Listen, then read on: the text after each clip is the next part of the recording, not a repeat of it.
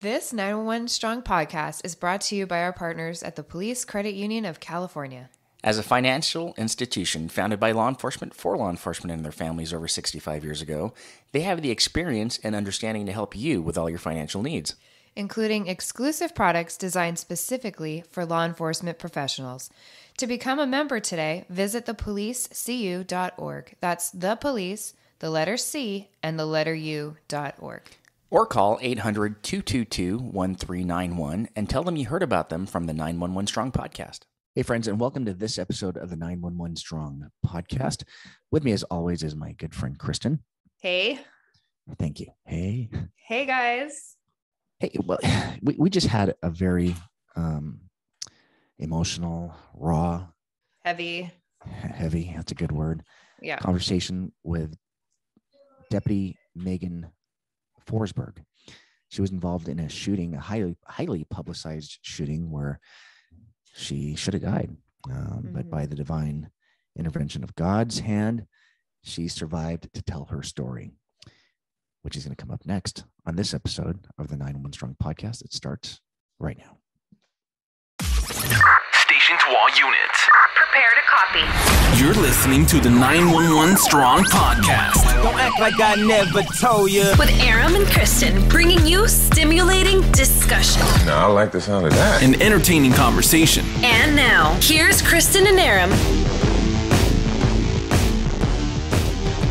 It was a day shift, 8:30 in the morning during the middle of the week where most people are just parking their units, getting ready to have their coffee and breakfast.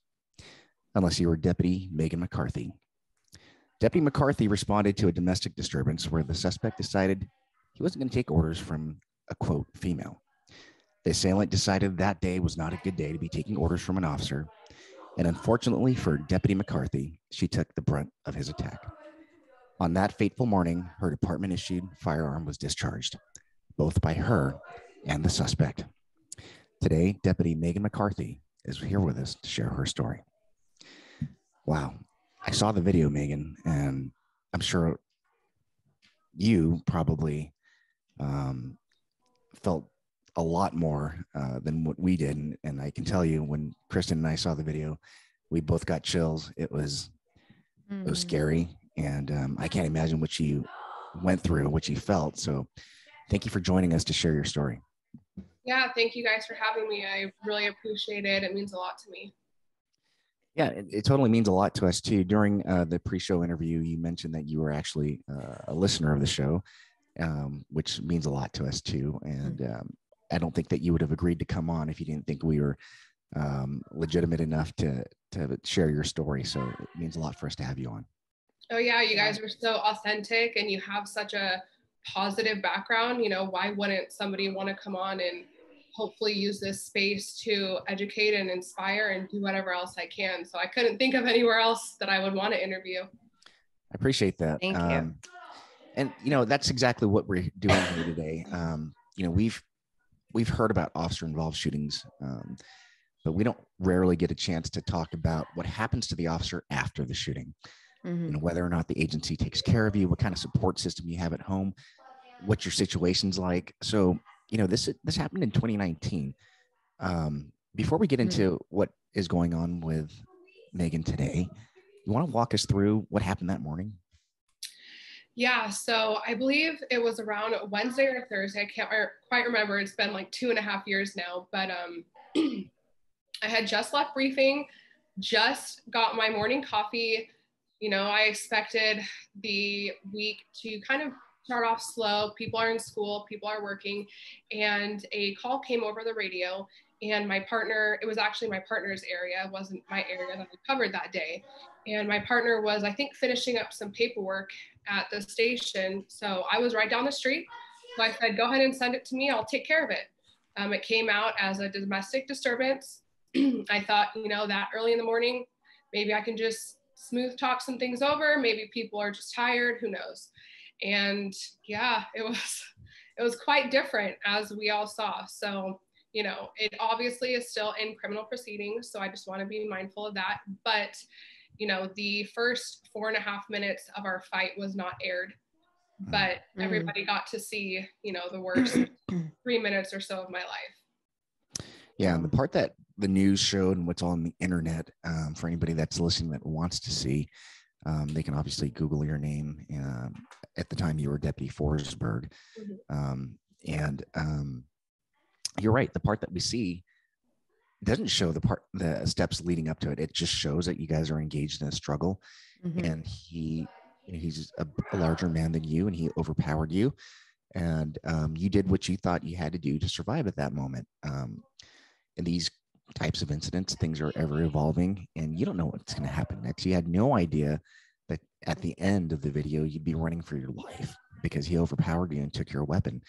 And a lot of people who may be wanting to Monday morning quarterback the incident would say, well, I would have never given up my gun. Well, you don't know what's going to happen at that point. You don't know if you were knocked out for a split second and lost enough power. And when you fall, you're worried about recovering your position, not necessarily hanging on to whatever's in your hand at that moment. So people that don't engage in combat sports or any kind of jiu-jitsu training or martial arts training probably don't know what it's like to fall on a regular basis and have to maintain your position. But as someone that practices jiu-jitsu, I totally understand. You want to get your base, want to get your footing, and that can totally happen. So what training is, we don't want to get into making this a training episode, but training is totally important. And that's why I stress to people, training your martial arts, get familiar with falling, get familiar with recovering your position. And in your case, you actually had to do that in real life. This wasn't a practical application exercise. Yeah, 100%. And, I've spoken to our training division and they were like, what do you think we could have done in the academy to better prepare you? And looking back, I never took any ground to ground combat courses. If I could go back, I would have enrolled myself the day I graduated the academy. I was not familiar with what to do when somebody was straddling me. In the academy, they teach you, but you're slicked out with PT shorts and a t-shirt. You're not wearing, 30 pounds of gear, falling on gravel, fighting for your gun. And I was just completely out of my element. I have no problem admitting that. If I could go and tell every person in the academy, it would be train on ground combat, train on hand to hand, put yourself in those horrible situations and figure it out, because one day it could save your life. And, thank the good Lord above that I am here to talk about it. Because of a malfunction, I'm still alive. Otherwise I would have been executed. And it's just something that I feel very passionate about now, to talk about and put a face behind it and tell people how important it is to not only maintain physical fitness, but mental fitness and everything in between. So yeah, it's crazy to sit here and think that was me, Yeah, that's something interesting you brought up that I didn't pick up on the video, that there was a malfunction. You want to talk about that? Yeah, so in the video, when we fall into the gravel, he mounted on top of me and pinned my arm into the ground, and you can see like the fragment of dirt and gravel. So at that moment, his hand was actually in the trigger guard with my finger. And at that moment, we discharged a round. I say we, that sounds so odd. My gun went off into the ground. Well, what happened is the round stovepiped. So instead of the casing going out, it just went straight up and down. So when he took my gun and I went onto my hands and knees and I tried to scramble out of there, and it's kind of skewed by the trees, but if you pause it, you can see it. The gun is basically at the base of my forehead. And I remember looking up at him, and at the moment, I just kind of accepted, like, I'm going to make my daughter, without a mom. And I'm so sorry. I feel horrible that this is happening to her. And I heard the trigger click. And then I got out of there, and I had so much pain in my face from him punching me over and over. I actually had fractured my orbital bone right there. And I ran for cover. And in that moment, it gave him enough time to clear the malfunction, and he fired at my back as I was running away. So yeah, it's pretty surreal, and I get emotional even talking about it, because it's still it's been 2.5 years, but it's still so real. I remember what I smelled. I remember how I felt. I remember everything. And it's such a eclipsing moment in my life. that, and I know we'll talk about it later, but it's still, you know, a moment in time that I can't move past, and it's so real. And yeah, just I thank God that, you know, my gun was able to malfunction, but what are the chances that, you know, a Glock 17 would malfunction when it's at my head? Yeah. Wow, that's incredible. Divine intervention. Yeah. Yeah, when you say God had a hand in that, he absolutely did. Glocks don't malfunction.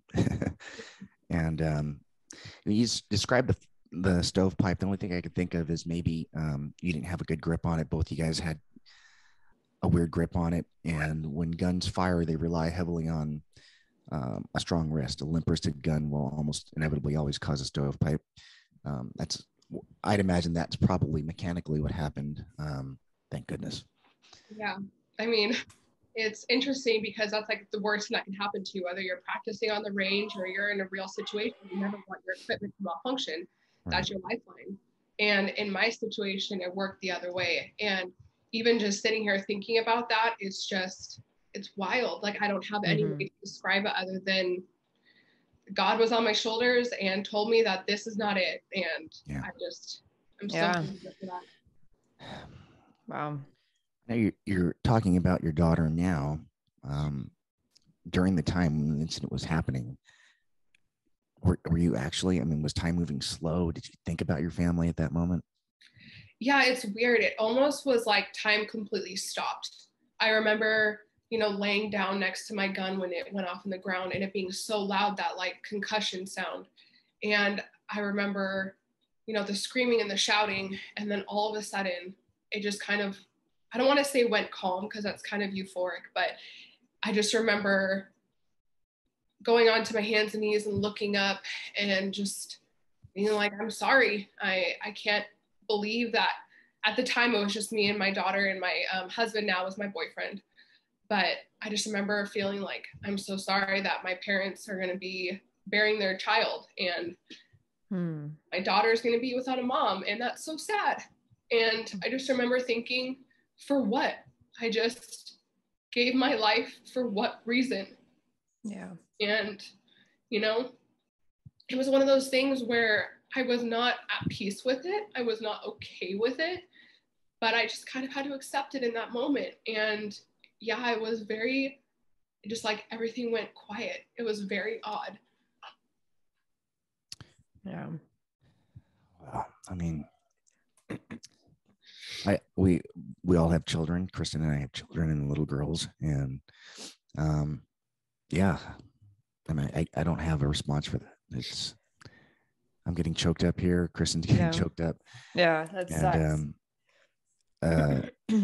As much as emotion as we're feeling now, I can't imagine what you were going through at that moment. So the incident happens.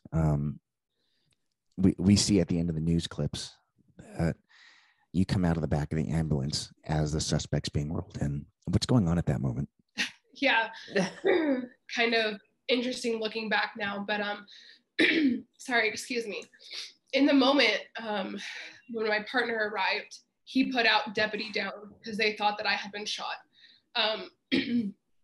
So when everybody arrived, they had the ambulance preloaded for me to actually go to the LZ to be flown out. And when I'm up walking around, they're like, oh, like, are you okay? And I'm like, I guess. And they're like, were you shot? I'm like, I don't know. I'm in so much pain everywhere. And they're, you know, doing like the full body. And they're like, hey, she doesn't have any gunshot wounds. He needs to be flown out. So I was in the back of the ambulance waiting to go. They were, you know, taking my gear off. And I didn't know that he was at the base of the ambulance getting ready to come in as I was coming out.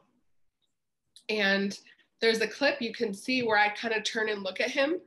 And I don't remember what I felt at that time. I don't remember what was going through my head, but I just kind of felt like, okay, well, you're more injured than you should probably go. I'll hitch a ride with my captain. And that's what happened. So kind of not, again, it's not funny. I laugh because it's odd, but yeah, the portion of the news clipping is interesting that I get out. So, the guy that tried to kill me can get in.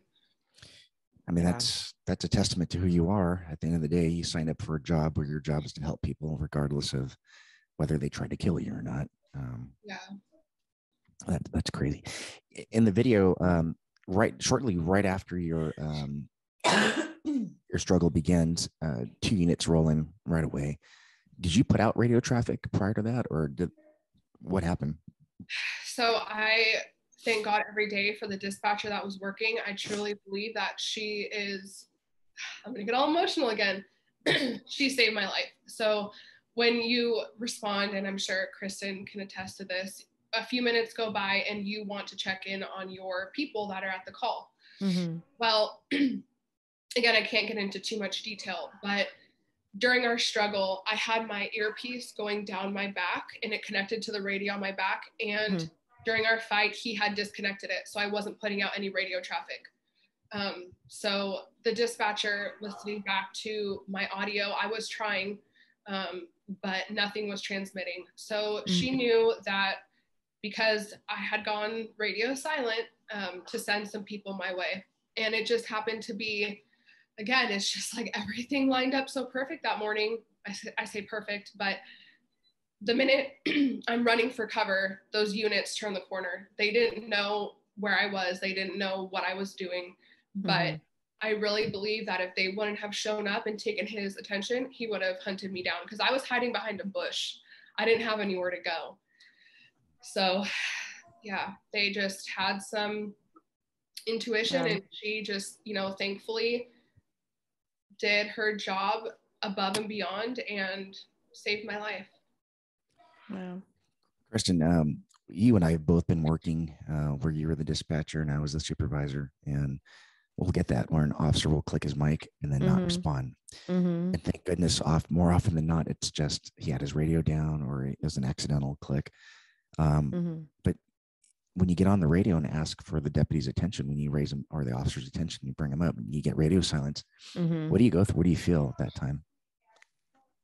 Yeah, I mean, well, I think it goes back and forth. Like there's certain officers we know that turn down the radio. So we kind of maybe give them a little bit more leeway, whereas others that are always good about answering, we know like something's off, something's wrong. Right. So we start sending them. I'm not a big fan of people telling me as a dispatcher to hold off on sending them help, that we're going to call their phone first, or I'll check on them. Like we're already trying to check on you however we can. If we're not getting, let me just send the help. Like worst case scenario, they had their phone, their radio down or whatever, then fine. But I'd rather be safe than sorry is how I always imagine it, and even if they're like just keying their mic and nothing's coming out too, again, we're pretty familiar, at least with us, because we're a smaller agency, the mannerisms and how they work and that kind of thing. So if I don't hear a certain officer transmit, like I know something's going on. So a little bit of panic sets in. Yeah. That's good to know, because I'm one of those supervisors that say I'll 1021, I'll give them a call. And I didn't know that would frustrate you. So no, it's good that you're doing it, but it's when they're saying before you send units to help them, let me call them first. Because if they had waited, it's split seconds that make a huge difference, Right. So for any field supervisors that are listening, let your dispatchers do their thing. Because just hearing the testimony that Meagan's talking about, it obviously made a huge difference. Now, Meagan, do you get the opportunity to meet that dispatcher later? No, I haven't. Something that I still want to do for a very long time, up until maybe a few months ago. I took myself out of that world completely. I was so triggered, and I still get triggered, but I was so triggered by just seeing the uniform, just seeing a radio, that I didn't want to put myself into a position where maybe I would do more harm than good. I have written her and thanked her, for saving my life. And yeah, that's definitely something that I would like to do. But I just feel like now I'm ready to talk, and I feel like I am able to process myself enough where I wouldn't inflict it upon someone else, push that onto somebody. So that would be my next goal. That'd be awesome. Yeah, you bring up the fact that you were triggered and shut a lot of the stuff off. What our listeners may not know about you is that prior to that shooting, you were very popular on social media. You were on local news. I remember specifically watching one news a story about you where you collected patches, I believe, for a student. And I think you were assigned to an SRO at that moment. Yeah, that's correct. Yeah, you were a school resource officer. But you had thousands, tens of thousands of followers on Instagram. I was one of your followers. And I had personal friends that worked at your agency that knew you and had a lot of great things to say about you. You were thriving. You were popular. You were doing photo shoots. You're very photogenic, and you were, doing a lot of things for brands and putting yourself out there. And then all of a sudden, the shooting happened. And correct me if I'm wrong, you decided at that moment to shut everything down, right? Yeah. So thank you for your nice comments. That's very nice. Ever since I became a cop 5 years ago, I feel like there was a stigma, and there still is, on what a cop should look like, what a cop should do, how they should be. And that was never me. I wanted to do the job because I wanted to help people, but I also still wanted to stay true to myself. I like doing my makeup. It makes me feel good. I like being around people. It makes me happy. And I kind of wanted to morph those worlds and show that you can be a human and still enforce the law, and you can still do your makeup and get your nails done if you want. There's no box that we should have to fit in. And, it really worked for me at that time. I got to meet some incredible people. And, the little boy, Kenny, that I collected about 600 patches for, he has autism and he loves law enforcement memorabilia. And it just happened to blossom into this beautiful story. And I was very happy on the trajectory in my life. I was hoping that I could, use it for the better good and not show just one side. And it was odd that morning. I remember I had an email from a company that wanted to work together to design a first aid wearable device type of thing that you would keep on your body, almost like a med pouch, but a little slimmer, so you could keep it in your vest. And I was like, wow, that's such a cool idea. Let's do it. And then an hour later, my life just completely flipped upside down. And I only got my Instagram back about a year ago, just because I missed my friends. I missed their little babies. I wanted to see what everybody was up to, because I lost my community. I lost my social circle. I lost my friends. I lost everything. And yeah, I felt like at that moment, even up until about a year and a half ago, I wasn't ready to show myself again. I felt very shameful. I felt very embarrassed. I felt bad that, you Google my name and it's this video of a horrible thing attached to my department, and they were taking pictures of my daughter and putting it next to this article. And she was being talked to in school about how her teachers felt so bad for her. And at this time, I only just told my daughter what really happened about 2 months ago. So I just wasn't ready to share that space. It was still very harmful to me. And I wasn't in a place where I could be out in the world again. Up until maybe a couple months ago, I couldn't even go to the grocery store alone. I couldn't pump my gas alone. I felt like the world was out to get me, and I just wasn't ready to have a page on social media again. But now I am. Yeah. Yeah.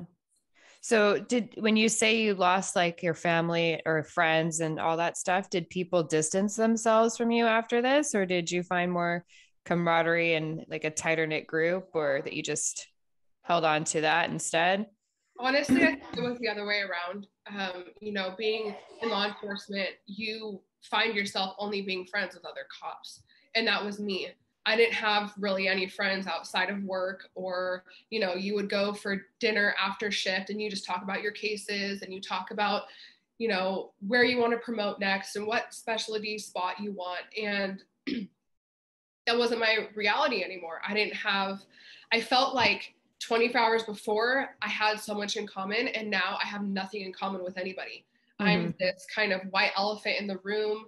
I felt like people didn't really know how to talk to me. They didn't know what to say. So I actually distanced myself from everybody.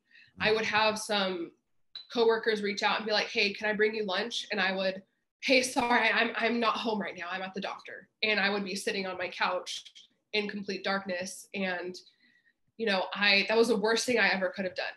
If I could go back, I wish I would have maintained those friendships. And, you know, as time goes on, people move on, people get married, they have babies, they promote, they move spots. And, you know, I've had a few people in the department still maintain contact with me. My husband works for the department, so of course we have that connection, but I just felt shamed.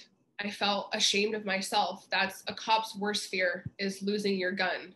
And not only did that happen, but it was viewed over 15 million times. So, you know, I would go to the grocery store, or I would go to the doctors, and people would recognize me. Hey, weren't you that cop that was almost killed? And my daughter would be next to me, and I'd be like, shh, like, let's not do this. So then it made me alienate myself. Yeah, it's understandable. You know, I hear some of the things you said about, you know, secluding yourself and not wanting to talk to even your good friends and your work partners. I remember feeling that way for a little bit when I went through my personal tragedy. And I was in a really dark place. Do you think those symptoms are similar? I mean, I studied up on it, and I feel like that those symptoms are very consistent with people that find themselves in a unhealthy, dark place. How would you describe where you were during that time? Yeah, I want to be so transparent, because I never had a place where I could turn to and I felt like I could confide in someone, or that I didn't have the fear of locking me up 5150 and forcing meds down my throat because of the way I felt. And I don't want people to feel that way. I want people to feel that they can feel like this, but there's also a light at the end of the tunnel. I mean, I remember there were days where I couldn't get out of bed.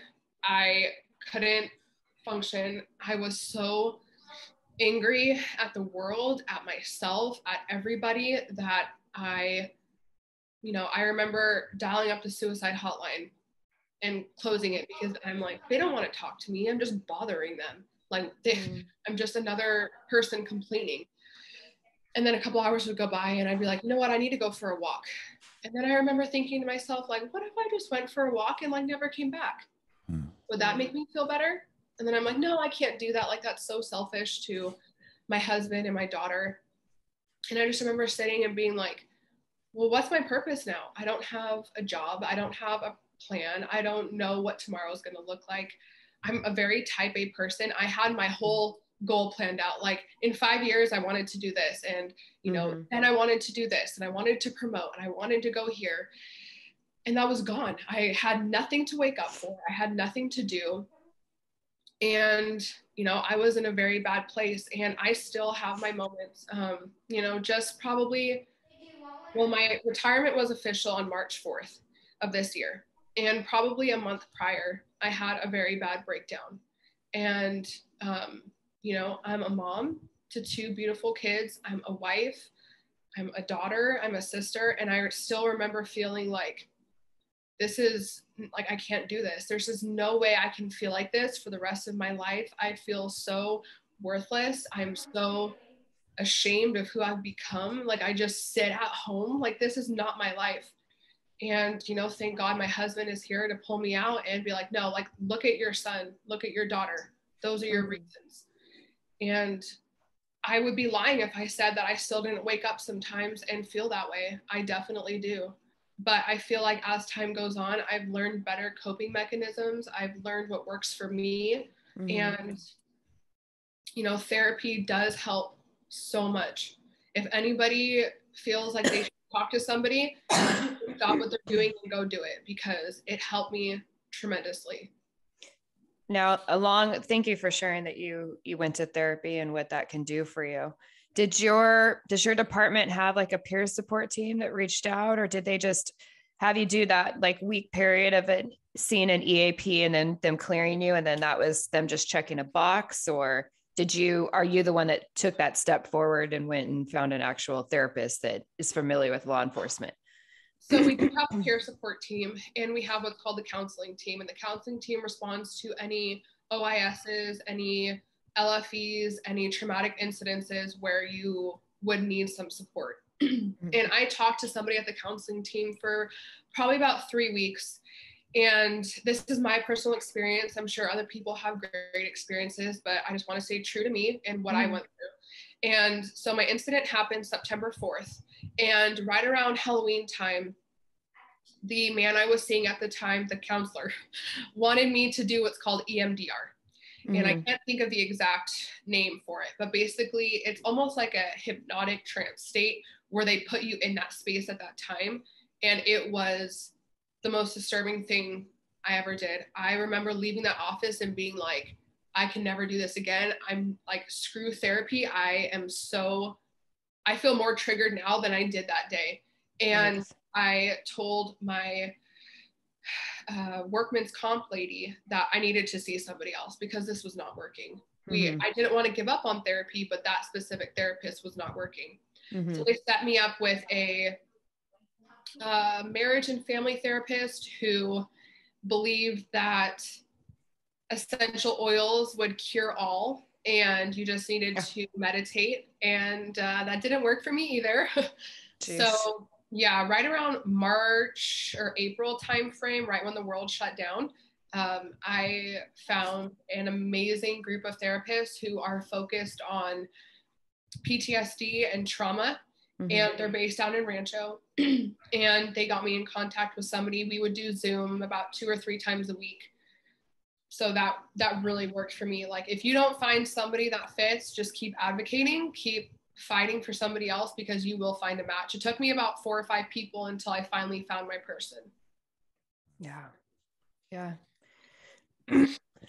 That's, I think of all the things I've had people come up to me and say, you need to try this, you need to try that. I don't think anybody's ever said you need to sniff oils. That's ridiculous. But talking about it was therapeutic. And I know when we chatted a couple days ago, you said you were ready to talk about this, that you wanted to come on our show and tell your story to our audience. Why do you think that is? Why do you think now is the time that you're ready? I don't know if it was just an internal thing that I had to, I don't want to say check boxes because people aren't a checklist, but I just wanted to accomplish a few things personally where I could talk about it. And, you know, I think I will forever be emotional. I will always cry about it. But I feel like I've moved from that harmful place to healing place. And even if I can relate to one other person that maybe feels how I felt or needs somebody that they can lean on, especially being a female in law enforcement, you're already kind of perceived as being lesser than. You need to prove yourself more, like, oh, you're just emotional, it's just your time of the month, you know. But we are females and we can be cops. Like, I just feel like it's important to recognize that you don't have to fit one hat. You can wear multiple different hats and still be competent in your job. And I just want to take my power back. I feel like the last 2.5 years, I've been kind of hiding and sheltering myself. And I don't recommend this for anybody, but I Googled myself and I came across some awful articles and podcasts and YouTube videos of people Monday morning quarterbacking me. And everybody has their opinion. That's fine. Some of these people have been cops, you know, for 85 years and they're all and I appreciate that. But we're talking about a human being here. Excuse me, I'm sorry. And I don't feel like it's okay for people to break such a personal incident down. And now I feel like I'm ready to talk and be like, hey, you can't say this because there is a person on the other end that could be triggered. I mean, the whole bullying thing, it's real. People really do kill themselves because of what is said about them. That's not fake, you know? Just this year, I think I just saw this. Like, there's been 33 cops this year already that have killed themselves. Mm-hmm. And that makes me so sad and so impassioned to bring light to it, because it's such a taboo thing. You know, you don't talk about suicide. You don't talk about mental health. You don't talk about trauma. You just dust off your hands and on to the next call. Well, that's not real life. Like, people can't do that. It's not fair and it's not healthy. Yeah. So I think it's time to step up and talk about, look at me. I went through something horrible, and I have called the suicide hotline, and I have sat there with my 6 bottles of prescription pills from my doctor and questioned myself. But I'm still here. I made it through. And that doesn't mean you have to harm yourself, because there is light at the end of the tunnel. Yeah. So what's next, Meagan? It sounds like you've been through so much off of one incident and experienced so much personally that you could conceivably be an advocate for post-shooting PTSD, bullying. Are you going to make a comeback on social media to build an audience and have a platform to speak on these topics, or do you still want to kind of stay kind of quiet with all that? Well, I think that this is my moment to take my second life, or whichever, you know, euphoric way you want to put it, my second chance, and use it for good. I loved law enforcement because I got to connect with people and help people. And now I want to love my PTSD and my mental illness to connect with people and help people. I don't know what that's going to look like. Whatever God has in store for me, I want to take that and appreciate that. And if that means connecting to one person or connecting to 10,000 people, I want to be that. I would love to stand up against Congress and say, hey, we need better workman's comp benefits. This is not right that after 120 hours, you can cancel somebody's benefits, because that's what happened to me. I got a letter from the county March of 2021 and said, you have exceeded the benefits, you're done. And I was retired for PTSD. My GAF score is 53. That's severe.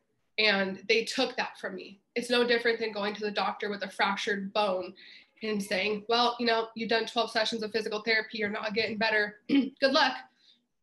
That happened to me. And that's disgusting. It's wrong. It makes me sick to think of all the other cops and firefighters and first responders that have been in the same situation. And it's time to say no more. Like, we need to take care of our people. You're expecting these people to go out there and work 12-hour, 24-hour, however long it may be, but you're not going to have their back. That's wrong.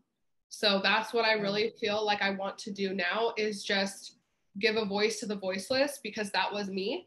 And now I want to be that person for other people. Yeah, that's awesome. If anybody can do you it, should. Yeah, it's definitely you. You've got a story, you've got communication skills, and hopefully you can build that platform up, and we'll definitely help you out any way we can to get that message across. Kristen speaks on this topic across the country. She's a national, not trainer, what's the word? What is your title for the national trainer for the resiliency FBI trainer? That's right, for the FBI National Academy. And so she speaks on behalf of the FBI National Academy and teaches police chiefs and leaders from agencies across the country on how to cope with their people. Meagan, if Kristen can emphasize one thing to these chiefs or sheriffs or leaders from these agencies about situations like yours, what would that be? Believe your people. If somebody comes to you and says, hey, I need a day, I'm not feeling very good today, I need a mental health day, just give them that pat on their back, give them that reassurance. Don't tell them that their beat is slammed and they need to stay because there's reports holding, because that could be the difference between somebody killing themselves at the end of shift or not. And that's very extreme, but it's very real. There was a guy from my station that killed himself while I was on training. It's real. It happens. And I feel like if a chief or a sheriff or anybody can do one thing, it's be an advocate and maybe tweak something in the system, whether it's their personal system, their station system, to give your people a break. I know right now times are tough with the defunding and the lack of support, but if somebody comes to you, or even if you just see your person in briefing, they don't look themselves, they're very anxious, they're very worried, let them just chill out. Let them have lunch with you or a coffee instead of running out into the streets to handle all those calls. Just let them breathe and be a person and not have to wear the weight of that badge all the time. Yeah. Yeah, no, that's good advice. And they do need to start doing that and stop living in the old ways and stuff like that. Because, a few years ago, those were the ones that were committing suicide, was all of the retired guys, all the old guys, and you just hold on to so much, and there's no shame in needing a break. Like you said, nothing about what we do is normal at all. Like every time, like your video or other videos, they put a freaking warning label. Why? Because that traumatizes people. So you're telling me the normal people out there get a warning label that it might traumatize you, but you who live through it are expected to brush yourself off, walk out of the ambulance, and allow this guy that tried to kill you to go on. And there's no warning label for you. Like our departments need to realize we go through traumatizing stuff all the time. And if somebody's off, just let them say what they need or give them that space just to like recuperate. Our calls aren't going anywhere. They're never going to stop. Our reports are never going to stop coming in. What's another 5 minutes just to let them take a breather, or maybe even send them home if they're not in their right mind. If they're not in their right mind, you don't want them at work anyways, because things could go sideways and they're not paying attention to what's in front of them. Exactly. I mean, our department's great where if you're in a shooting, you get 3 days off, no questions asked, take your 3 days. But why does it have to be a shooting or a traumatic event? Why can performing CPR on an 8-month-old not be as traumatic as being in a shooting or responding to a fatal car accident? That's very triggering. It's very harmful to people to witness some of these things. And if you feel so inclined, you should be able to go to your supervisor and say, hey, I need a couple days. And you shouldn't have to use your own vacation time because you feel like you're in a scary place. And, I remember being on training and leaving a drowning baby and being like, all right, on to the next call. We got a forage check that's waiting. We got to go. And I remember sitting there being like, can I just loose off for a second? Like, how does that not bother you? And they're just like, well, it's part of the job. And I remember even thinking 6 years ago, like, that's not part of the job. Like, our job is to help, protect, and serve. That's our oath. But not to pull a baby out of the deep end of a pool. I didn't sign up for witnessing that. You sign up to help, but I shouldn't just have to process that and scurry off to the next. And that's what I feel like is important, is people process things differently, and we should give those people some grace. Not just cops, dispatchers, hearing that traumatic radio sounds. I can't even imagine, you don't get to see anything. You don't get to hear the final effects, but you hear it in the moment. Or, ambulance drivers, firefighters, all the above, it's all traumatic. Yeah. And I don't know about your department, but with ours, like with your thing, we wouldn't get a break after that. We just keep answering the next phones, and, our mind is still on you. Yeah. I don't know if we talked about this before on the show, Kristen, but what you just mentioned triggered this memory, but I was working with Kristen's husband, and we got into a shooting, and Kristen was a dispatcher on duty. I don't recall if you were given a break after that, Kristen. No, I wasn't.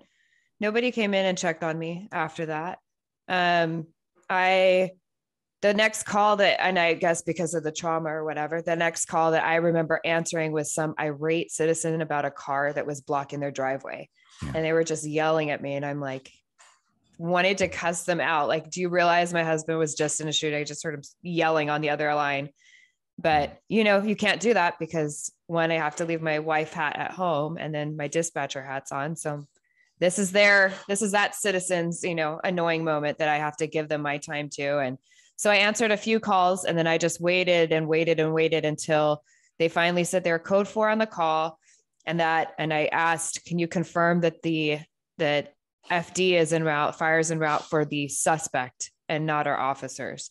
So once we got that confirmed, then I just excused myself to the restroom, didn't say anything to my partners. I know my partners were still processing everything that was going on. And I just went in the bathroom and cried for a little bit. And then, I just need to see my husband. That was it. I just need to see you. I know you're okay. I need to see you okay. Then go do your thing. And that was it. I didn't get a day off or anything like that. None of that stuff. We just kept working. I was expected to be working the next 2 days. I think that was my Monday. Yeah. Yeah. Sorry, breaks my heart. Kristen. Yeah. It's okay. I'm sorry.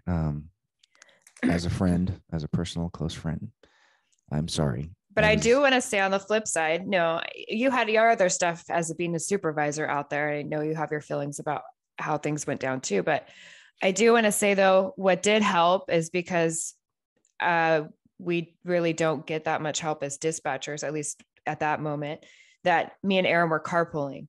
So what helped me is because I'm, like you said, we're imagining what's going on in our head, right? And we're seeing it. So I kept asking Aram, like, hey, when so-and-so said this, where were they? When this person said this, because I had the whole thing memorized in my head.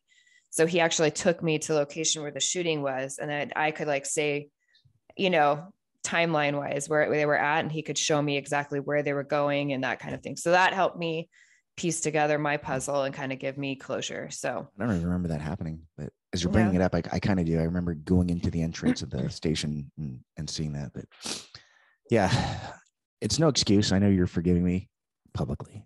No, I am. It's good that I went through that because now I can talk about it for other dispatchers that have gone through that or a lot worse, and other supervisors out there should take note. And this shouldn't happen just because we're friends, but even if we weren't friends, I should have taken a moment to go back there. And it's something that we don't think about because we're so focused in on doing the walkthrough for the DA's office and the IA and all that stuff. Mm-hmm. But one of the first calls I should have made was back to you guys to make sure you guys were okay. And so for any supervisors out there that are listening, make that part of your checklist, because we do have support personnel out there that listen to the radio. Our records people listen to the radio, for goodness sakes. The radio plays over the station. Contact your support personnel. They're as Meagan attested in her story, they're invested as much as they are in you. You should show some investment back to them. It's a mutually benefiting relationship. So don't forget your dispatchers. Definitely. Yeah. Thanks for that little plug. It's true. Earlier last year, dispatchers got an official designation in the state of California as first responders. Mm-hmm. And it's true. Meagan, your story, these are all intimate details that the average public doesn't know. So thank goodness that you're here to share that. But and thank goodness for that dispatcher who had enough heads up awareness to see that radio silence was not a good thing and sent units right away, because it looked like the way those 2 units rolled in, it looked like you were able to put out some sort of traffic. So I was always curious about that. So thank you for clarifying that. Any dispatchers that are out there now, let that be a lesson for you as well. We have people that listen. We get people that write in every once in a while that say they work for a much smaller agency or much larger agency. And it's so interesting to see how things work differently from agency to agency. But the one thing that's consistent is it sounds like our dispatchers are just as invested in the well-being of the officers, regardless of what size agency you're from. So thank you, dispatchers. Definitely. For our listeners, also, one more thing, because this episode will air on Monday, the 28th. Yeah, Monday the 28th. This Monday, yeah. Yeah, a week from now, or a week or two from now, is Dispatcher Appreciation Month. Don't forget. That's your heads up. Coffee or some lunch. That's yep. Right. It'll always make us happy. Well, Meagan, I want to thank you for joining us and just telling your incredible story and being so brave and vulnerable. I can't remember an episode where I got so choked up so many times. And I know that there's going to be some listeners driving down the roads or in their office that have got a Kleenex nearby because they can empathize. They can definitely put themselves in your shoes, and it made me feel a little guilty. There's a lot of officers out there that did exactly what you said that they did. They Monday morning quarterback, they talked crap. And I hope for any of those that did that happen to be listening, they have a little bit more insight, and maybe their minds have changed a little bit. Maybe their hearts are softened because, I've done this job for 22 years, and, I've never been in your shoes. I have never had a gun pointed at my forehead where a stovepipe round saved my life. So I have as much experience as I have no reason to talk crap. I have no reason to Monday morning quarterback. The reasonable thing to do would be to talk to someone like you and see what it's like. And now that we've done that, and now that our audience has listened, I hope they take a piece of that and be more encouraging, more supportive, because as you've attested to, that would have made a world of difference early on. Yeah, well, thank you guys for having me and letting me come on and talk. I honestly feel like it's been very therapeutic and very empowering. So I appreciate it. And, I would be lying if I said that I haven't looked at a body cam footage and been like, oh, I would have done that. I should have done that. But now being in that position, I look at everything through such a different lens. It's so much easier to just say, wow, I feel horrible for that officer. I hope he or she is okay. And if I can do something, I will. If you can take a piece of training out of it, you should. If they can take training out of mine, they definitely should. I feel like that is completely fine. But the next time you see your partner maybe do something or you see something, just take a pause and think, would I want them to say that if that was me? Because let me tell you, I never should have done it, but reading some of these things put me into a spiral that I did not think I was going to come out of. And words do impact and they stay with you. I have that podcast burned in my brain, and I'll even wake up sometimes at 3:00 in the morning replaying it in my brain. Wow, she's so pathetic. That's so embarrassing. And then you think, am I pathetic? Like, was that my fault? And it's harmful and it's disgusting. So just like you said, take a moment and be a little bit more empathetic towards people and yourself. Well, you're definitely not either of those things. And I hope that the next time a podcast replays in your brain, it's this one. Oh, it will. Yeah. I think you're a hero. You're a hero in my book. And I've worked for two very busy agencies. I worked for LA County. I work for a very busy city now. And I've been through situations that those guys and those podcasts probably haven't even come close to. So I find the people that talk the biggest crap are the people that have to compensate somehow. You were down in the trenches. You strapped on your boots in a very, very busy city, and it was going to happen, and it happened to you. So I give you a lot of credit. I think you're one of the bravest people I've ever met. I'm gonna cry. It's funny, Kristen, I don't know if you knew this, but Meagan lives in my city. Did you know that? And no, I didn't. Yeah, I've never seen her in person, never seen her at the grocery store or anything like that. That's probably a good thing. Well, it will be now, because if I see you, I'm going to cry. So, but I hope this was therapeutic for you, and I hope for our audience, you guys took a piece of this in a positive way. On that note, thank you again for joining us, and we want to thank you guys for listening. We know you have your choice to listen to anybody on your drives and in your office and in your homes, and we thank you for inviting us in. If you like this episode, tell your friends about it. And Meagan, we're going to share your social media handle on our social media pages and on the 91 Strong Instagram page. And if you want to send words of encouragement or support to Meagan, I'm sure that'll be more than welcome. Thank you. All right. Awesome. All right. That ends it for this episode of the 91 Strong podcast, and we'll catch you next time. Bye-bye. Right. Bye.